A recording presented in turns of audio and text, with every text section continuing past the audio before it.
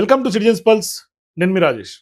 ప్రస్తుతం తెలంగాణలో BRS party ఇవాళ కాంగ్రెస్ పార్టీని ప్రతిపక్ష పార్టీగా ప్రశ్నిస్తూ డిక్లరేషన్ల పేరుతో ఆనాడు కాంగ్రెస్ పార్టీ ఏ విధంగా తెలంగాణ ప్రజల్ని, మరీ ముఖ్యంగా మహిళల్ని, నిరుద్యోగుల్ని, రైతుల్ని ఇట్లా అందరినీ కూడా వంచినటువంటి విధానాన్ని ఇవాళ క్వశ్చన్ చేస్తా యూత్ డిక్లరేషన్ పేరుతో ఆనాడు ప్రియాంక గాంధీ సరూర్ నగర్ స్టేడియం ద్వారా పెద్ద ఎత్తున 2 లక్షల ఉద్యోగాలని, 4,000 భృతి అని ఇట్లా డిఫరెంట్ హామీలు ఇచ్చి హామీలన్నీ విస్మరించినటువంటి నేపథ్యంలో ఇవాళ ఏకంగా రేవంత్ రెడ్డి గారి వ్యాఖ్యలు ఎంట్రీని దాగి చావండి అంటూ కూడా నిరుద్యోగులకి చేసినటువంటి వ్యాఖ్యల తర్వాత పెద్ద ఎత్తున దుమారం రేగింది తెలంగాణ రాష్ట్ర రాజకీయ వర్గాల్లో. ఇటువంటి సందర్భాల్లో మహిళలకు సంబంధించి కానీ, రైతులకు సంబంధించి కానీ, నిరుద్యోగ యువతరం సంబంధించినటువంటి నేపథ్యంలో అన్ని డిక్లరేషన్స్ పైన కూడా ఇవాళ బీఆర్ఎస్ పార్టీ ప్రధానంగా డిక్లరేషన్స్ని ఏ విధంగా కాంగ్రెస్ పార్టీ వంచి ప్రజల్ని వాడుకొని ఓటు రూపంగా మలుచుకుంది అనే అంశాన్ని ఎండగడతా ప్రభుత్వాన్ని ప్రశ్నిస్తూ ఇవాళ భారీ స్థాయిలో నిరుద్యోగులు, యువకులతోటి ఇవాళ యువ బేరీ నిర్వహించినటువంటి పరిస్థితి. ప్రస్తుతం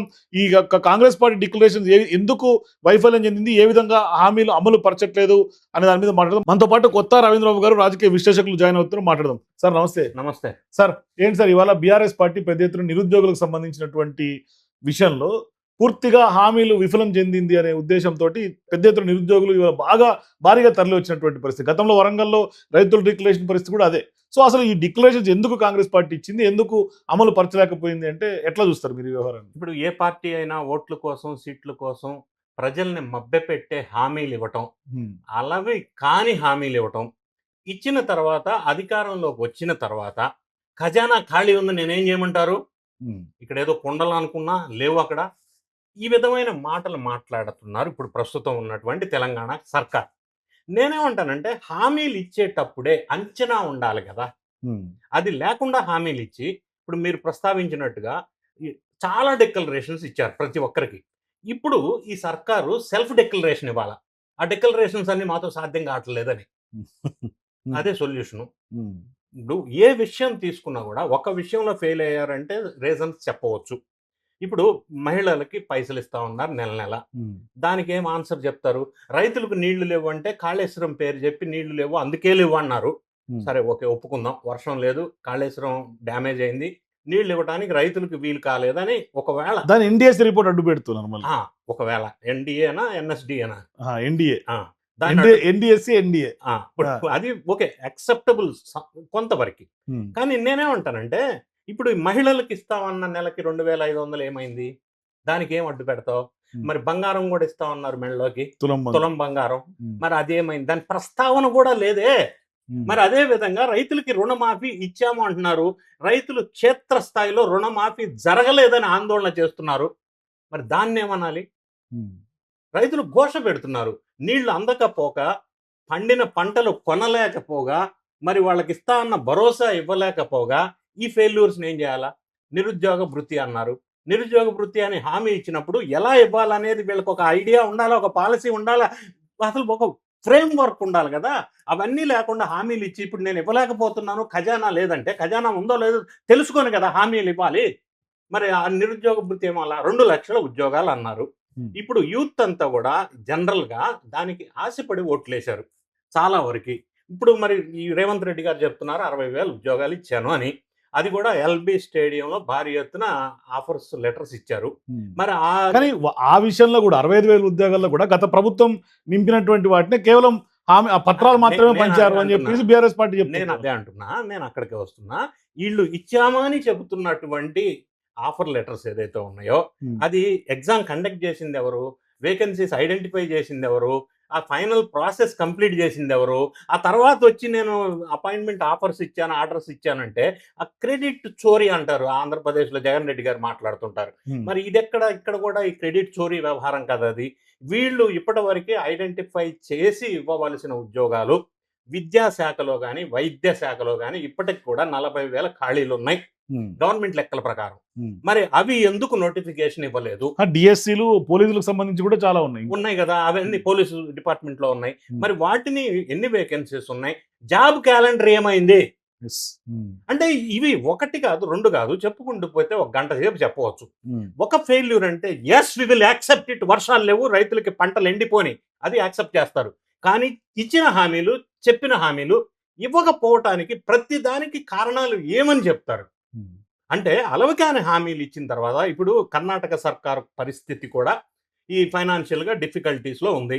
ఇప్పుడు వీళ్ళు ఒకటి ఏం చెప్పుకోవటానికి ఉంది అంటే మహిళలకు ఫ్రీగా బస్సు ఇచ్చారని చెప్పుకోవటానికి ఉంది. మరి ఆటో డ్రైవర్ల పరిస్థితి ఏంటి? వాళ్ళకి రేవంత్ రెడ్డి గారు అదే అదే ఆటోలో ప్రయాణం చేసి వాళ్ళకు ఒక హామీ ఇచ్చారు. మరి అదేమైంది? కానీ ఇవాళ రాహుల్ గాంధీ గారు స్వయంగా ఆనాడు అశోక్ నగర్ చౌరస్తాకు వచ్చి సెంట్రల్ లైబ్రరీలో కూర్చొని విద్యార్థులకి నిరుద్యోగులకి హామీ ఇచ్చి మేము ఖచ్చితంగా జాబ్ క్యాలెండర్ ఇస్తాం, ఆనాడు 10 ఏళ్ల పాటు కేసీఆర్ గారు ఏమీ నోటిఫికేషన్ ఇవ్వలేదు, మేము వచ్చినాక చేస్తామని చెప్పి మభ్యపెట్టినటువంటి వ్యవహారాన్ని ట్వీట్ చేసి ప్రియాంక గాంధీనే స్వయంగా వస్తే కూడా ఇవాళ ఆ హామీలు అమలు కానటువంటి పరిస్థితి కదా. ఇప్పుడు జాబ్స్ ఫస్ట్ ఐడెంటిఫై కూడా చేయకుండా, జాబ్స్ ఆఫర్స్ ప్రాసెసే స్టార్ట్ చేయకుండా, అసలు జాబ్ క్యాలెండర్ అనేది లేకుండా జాబ్స్ ఎట్లా వస్తాయి? నా బేసిక్ క్వశ్చన్. నీకు ప్లానింగే లేదు, క్యాలెండరే లేదు, ఇంకెక్కడ జాబ్స్? కానీ అదే క్యాలెండర్ మేనిఫెస్టోలో పెట్టిన పరిస్థితి కదా. మరి దాని గురించి ఏమైంది? అది ఎందుకు రిలీజ్ చేయలేదు? ఒకటి. రెండోది, ఇప్పటికీ ప్రభుత్వం వచ్చి హాఫ్ పీరియడ్ కంప్లీట్ అయింది. మరి హాఫ్ పీరియడ్ లో కనీసం ఒకటో రెండో మిగిలితే యాక్సెప్ట్ చేయొచ్చు. ఏది సక్సెస్ అయింది, ఏది కాల? ఇది ఈ రకంగా ఉంటే మరి ప్రజలని, సామాన్య ప్రజలు, పేద ప్రజలు, చిన్న స్థాయి వాళ్ళని హైడ్రా పేరు చెప్పి బలవంతంగా ఇబ్బంది పెట్టే కార్యక్రమం ఒకటి సక్సెస్ అయ్యారు. రెండోది ల్యాండ్ ఎక్విజేషన్ పేరు చెప్పి కొంతమందిని అక్కడ రచ్చ ఎక్కడ స్టార్ట్ చేస్తే అక్కడ లొల్లి పంచాయతీ. మరి వీటన్నిటి మీద ఉన్న ఫోకసు, మరి ఈయన మాట్లాడే భాష మీద ఉన్న ఫోకసు, ఆ భాష ఏంటి, యాస ఏంటి, ప్రాస ఏంటి, ధ్యాస ఏంటి? మీరు భాష అంటుంటే గుర్తొస్తుంది, ఇవాళ పెద్ద ఎత్తున నిరుద్యోగ లోకమంతా ఆందోళన చెందుతున్నటువంటి మాట ఏంటంటే ఎంట్రీ దాగి చావండి, మీరు ఎక్కడ పడి దొర్లినా నేను ఉద్యోగాలు ఇవ్వను అని మాట్లాడుతుంటే ఆ మాటల్ని ఎట్లా చూడాలి సార్? ఎందుకంటే ఇదే నిరుద్యోగులు గతంలో బస్సు యాత్రలు చేసి కాంగ్రెస్ పార్టీని గెలిపించినటువంటి ప్రయత్నం పెద్ద ఎత్తున చేశారు వాళ్ళందరూ కూడా. మరి ఏంటి అసలు అదే అధికారంలోకి వచ్చిన తర్వాత ఇటువంటి వ్యాఖ్యలు ఎట్లా చూడాలి దీన్ని? కాంగ్రెస్ పార్టీ అధికారంలోకి రావడానికి కారణాల్లో కొన్ని యువత, తర్వాత మహిళలు ప్రధానంగా చెప్పవలసి వస్తే. ఇప్పుడు మీరు అన్నారు యువతని ఎండ్రిని తాగమన్నారు, రైతులు ఘోష పెడుతుంటే పొలంలో నెత్తురు జల్లమంటున్నారు. అంటే ఈ భాష ఏంటి? అంటే మనం ఒక స్థానం ఉన్నప్పుడు మాట్లాడే భాష ఇదా? దీన్ని చూసి మిగతా స్థాయి వాళ్ళు ఏం భాష మాట్లాడతారు? ఎందుకు భాషని కంట్రోల్ తప్పుతున్నారు? అంటే ఒక డయాస్ పైన పబ్లిక్ లో ఇష్టం వచ్చినట్టు మాట్లాడి తిడితే దాన్ని అది కాంపన్సేట్ అవుతుందా? ఇచ్చిన హామీలు ప్రజలు మర్చిపోతారా? అంటే ఇది ఒక మభ్యపెట్టే కార్యక్రమం కాదా? ఏంది అంటే అసందర్భోచితంగా వేరే వాళ్ళని విమర్శించటం ఎందుకు? ఇప్పుడు స్కామ్స్ అని మొదలుపెట్టారు అధికారంలోకి రాగానే. ఏ స్కామ్ లో నిగ్గు తేల్చారు? ఎందుకు తేల్చలేదు? నా క్వశ్చన్, ఎందుకు తేల్చలేదు? చాలా స్కామ్స్ పేరు పెట్టారు. ఇప్పుడు నిన్న రీసెంట్ గా ధరణి మీద మళ్ళీ సిట్ ఏర్పాటు చేశారు, SCT స్పెషల్ ఎంక్వైరీ టీమ్. సరే ఏర్పాటు చేశారు, చేయని పర్వాలే. ఇంతకు ముందు వీళ్ళు చెప్పినటువంటి అలిగేషన్స్ ఏదైతే ఉన్నాయో ఒక్కటన్నా నిగ్గు తేల్చి నిరూపించిన సందర్భం ఎందుకు లేదు? అధికారంలో ప్రభుత్వం ఉంది కదా, చెయ్యవచ్చు కదా, ఎందుకు చెయ్యలేదు? అంటే ఆధారాలు లేవా? అంటే ఆధారాలు లేని ఆరోపణల కింద చూడాలా? కాళేశ్వరం గురించి పదే మాట్లాడుతున్నారు. మరి ఎందుకు విచారణ చేసి నిగ్గు తేల్చాలి కదా, ఎక్కడ తప్పు జరిగిందనేది. ఎందుకు దానికి ఏం చేస్తున్నారు? వ్యూహాత్మకంగా బీజేపీ మీద దొబ్బుతున్నారు, ఎన్డీఎస్ అడ్డు పెడుతున్నారు, దాన్ని అడ్డు పెడుతున్నారు. సిబిఐ ఎంక్వైరీ చేయమంటున్నారు. సిబిఐ ఎంక్వైరీ చేయమని అడగటానికి ఏం చెప్తున్నారు? కోర్టు ఆదేశాలు అంటున్నారు. కోర్టు ఏం ఆదేశాలు ఇచ్చింది? Let us talk the subject. Court ఏమంటుందంటే చర్యలు తీసుకోవద్దంది, కానీ ఇన్వెస్టిగేషన్ చేయొద్దని అనలేదుగా, విచారణ చేయొద్దని కోర్టు అనలేదుగా. విచారణ చేయండి, చర్యలు తీసుకోవద్దు, ఆగండి అంది. మరి దాన్ని అడ్డు పెట్టి బీజేపీని ముందుకు తీసుకొచ్చి అది ఎంతకాలం, ఇంకా 2 years ఇదే టర్మ్ కంటిన్యూ చేస్తారా? మరి మిగతా హామీల సంగతి ఏంటి? ఎంతకాలం ఆగుతారు? హాఫ్ పీరియడ్ అయిపోయింది కదా. సో ఈ డ్రామాలు కట్టిపెట్టి భాషని కంట్రోల్లో ఉంచుకొని ప్రజలకు ఇచ్చిన హామీలు మీరు నిలబెట్టడానికి మీ దగ్గర ఉన్న ప్రణాళిక ఏంటి? ముందు అసలు ప్లానింగ్ ఏంటి చెప్పాలి కదా. ఆ ప్లానింగే లేనప్పుడు ఇంప్లిమెంటేషన్. కానీ గతంలో ఎన్నికల సందర్భంగా ఆనాడు మీ ప్లానింగ్ ఏంటి అని ఆనాడు అడిగితే రేవంత్ రెడ్డి గారైనా బట్టి విక్రమార్క గారినైనా మా ప్లాన్లు మాకున్నాయని బట్టి గారు అన్నారు. రేవంత్ రెడ్డి గారేమో నేను గుంపు మేస్త్రిని కోఆర్డినేట్ చేయటమే కదా, రెవెన్యూ జనరేషన్ కూడా నాకు తెలుసు అని ఆయనే స్వయంగా ఒప్పుకున్నటువంటి మాట్లాడినటువంటి మాటలు. గుంపు మేస్త్రే అంటే ఆ పొజిషన్ గుంపు మేస్త్రి అయి ఉండొచ్చు, నేను దాని జోలికి కూడా డీప్గా వెళ్ళట్లా. అసలు ప్లానింగ్ ప్రణాళిక మీ దగ్గర ఉందంటున్నారు కదా, ఉంటే ప్రజలకి చెప్పి ప్లానింగ్ ఇది, దీంట్లో ఇప్పుడు ఈ స్టేజ్లో ఉన్నాం, రాబోయే ఈ పీరియడ్లో ఇది, ఏది అసలు మ్యాప్ ఏది, రోడ్డు మ్యాప్ ఏది? కానీ ఒకటి సార్, ఇప్పుడు బీఆర్ఎస్ పార్టీ వాళ్ళు యువ సంగ్రామ సదస్సు పేరుతో భారీ ఎత్తున సరూర్ నగర్ స్టేడియం ఎక్కడైతే డిక్లరేషన్ యూత్కి ఇచ్చారో అదే సరూర్ నగర్ స్టేడియం నుంచి వాళ్ళు భారీ ఎత్తున సభ నిర్వహించారు. నాకు తెలిసి నేను స్వయంగా వెళ్తే అక్కడ ఆ వచ్చినటువంటి నిరుద్యోగులు తరలి వచ్చినటువంటి చూస్తే సక్సెస్ అయినని చెప్పుకోవాలి.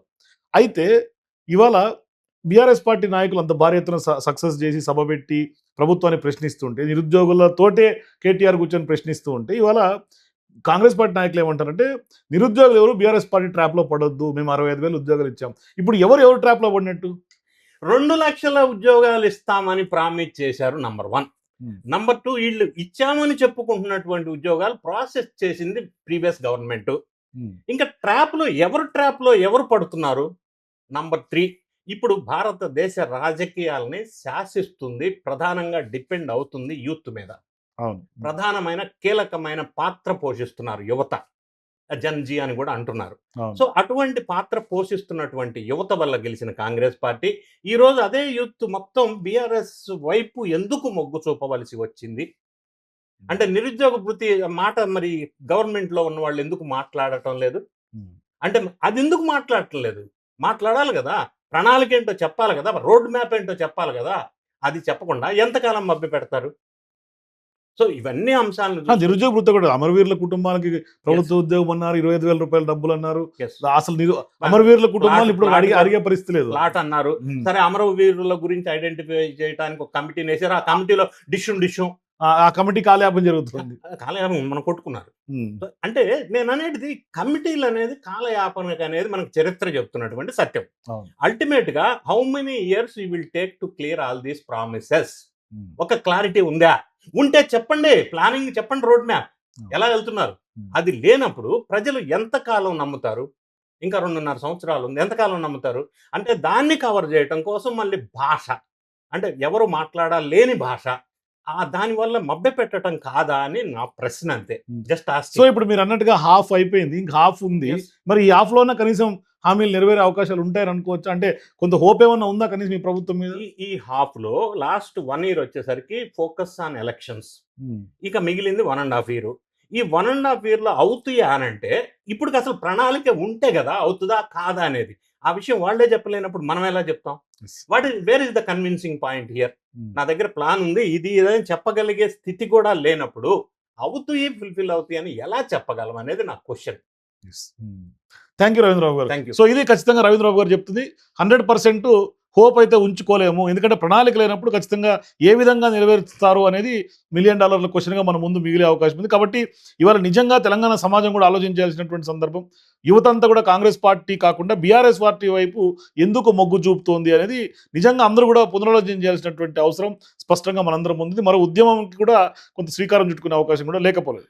కాబట్టి మీరు కూడా ఎందుకు కాంగ్రెస్ పార్టీ డిక్లరేషన్ పేరుతో తెలంగాణ జనాన్ని, యువతరాన్ని మోసం చేసిందని మీరు అనుకుంటారు? మీ అభిప్రాయాల కింద నాకు కామెంట్స్ చెప్పండి.